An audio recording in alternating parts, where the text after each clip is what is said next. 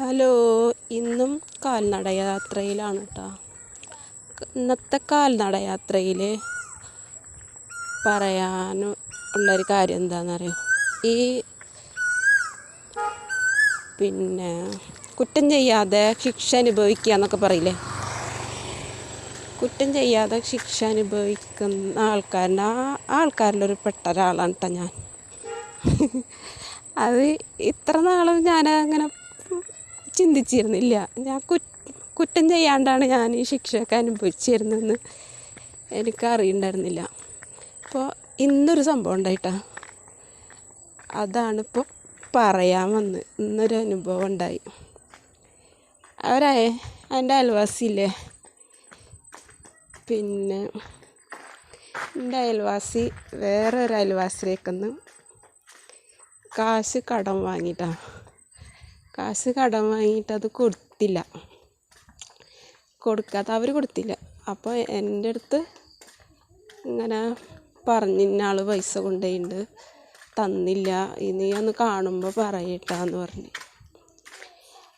അപ്പോൾ ഞാൻ പറഞ്ഞ്, അത് ഇനിയിപ്പോൾ കിട്ടുമൊന്നുമില്ല, അത് അവർക്ക് അതിന് തരാൻ കഴിവൊന്നുമില്ല, നിങ്ങളിനിയിപ്പോൾ അത് പ്രതീക്ഷിക്കണ്ടെന്ന് പറഞ്ഞ്. ഞാൻ പറയണമൊന്നുമില്ല എന്ന് പറഞ്ഞു. പക്ഷെ അവർ 2-3 ആഴ്ച ഒക്കെ നോക്കിയിട്ട് കാത്തിരുന്ന് കിട്ടിയില്ല. അവർ ആരുടെയെന്നോ ഈ വ്യക്തിയുടെ നമ്പർ വാങ്ങി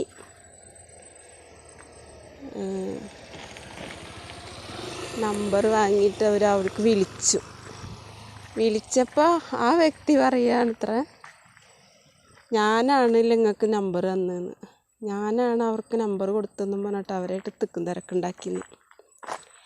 അപ്പോൾ ഞാനിതൊന്നും അറിഞ്ഞിട്ടില്ല, ഈ കാര്യമൊന്നും അറിഞ്ഞിട്ടില്ല, ഞാൻ നമ്പറും കൊടുത്തിട്ടില്ല. ഞാൻ മുന്നേ അവരുടെ അടുത്ത് നിന്ന് അത് കിട്ടില്ല, അവർക്ക് തരാനുള്ള കഴിവില്ല, നിങ്ങളത് വിട്ട് കളഞ്ഞേക്കെന്നാണ് ഞാൻ പറഞ്ഞത്. അല്ലാതെ ഞാൻ അവർക്ക് നമ്പറും കൊടുത്തിട്ടില്ല, അല്ലെങ്കിൽ ഞാൻ അവരോട് പറയാമെന്നൊന്നും ഞാൻ പറഞ്ഞില്ല. പക്ഷെ ഇന്നിപ്പോൾ ആ ചേച്ചീനെ അവിടെ വെച്ച് കണ്ടപ്പോൾ ചേച്ചി പറഞ്ഞു, ഞാൻ വിളിച്ചിട്ടുണ്ടായിരുന്നു, പൈസ ഒക്കെ കൊണ്ടുവന്നു, എന്നിട്ട് പക്ഷേ ഇയ്ക്ക് നമ്പർ തന്നെന്ന് പറഞ്ഞിട്ട് അവിടെ എന്നിട്ട് ഇവിടെ റേസായി എന്നൊക്കെ പറഞ്ഞു. ഞാൻ ഈ സംഭവം അറിഞ്ഞിട്ട് പോലുമില്ല. അപ്പോൾ എന്തായി, അപ്പം ഞാൻ അവരോട് പറഞ്ഞു, ഇത് തന്നെ എങ്ങനെയാണ് എല്ലാ കാര്യങ്ങളും, ഞാൻ ഈ സംഭവം അറിഞ്ഞിട്ടില്ല. എന്നിട്ട് ഇപ്പോൾ എന്തായി, എന്നിട്ട് അവരടുത്ത് ഒരു ചെറിയൊരു കുട്ടീൻ്റെ, ഒരു 5-8 വയസ്സായ ഒരു കുട്ടീൻ്റെ അവിടെ, അത് ഞാൻ റോട്ടിൽ കൂടെ പോകണുണ്ടപ്പോൾ അത് അതിൻ്റെ അച്ഛമ്മോട് ചെന്ന് പറയാണ്, അച്ഛമ്മ താത്ത അതാ പോണ്, അച്ഛമ്മ പൈസ വാങ്ങിച്ചിട്ട് തരാതിരുന്നില്ലേ, ആ താത്ത അതാ പോണെന്ന്. ആ കുട്ടി, അപ്പം ഞാൻ ആ കുട്ടിയോട് പറഞ്ഞു, ആ അച്ഛമ്മയുടെ നിന്ന് പൈസ വാങ്ങിയത് ഞാനല്ല മോളെ, അത് വേറെ ആളല്ലേ വാങ്ങി, ഞാനല്ലല്ലോ വാങ്ങിയത് എന്നപ്പോൾ. അപ്പോൾ കുട്ടി ധരിച്ച് വെച്ചിരിക്കണ ഞാൻ വാങ്ങിച്ചിട്ട് കൊടുത്തിട്ടില്ല എന്നാണ്.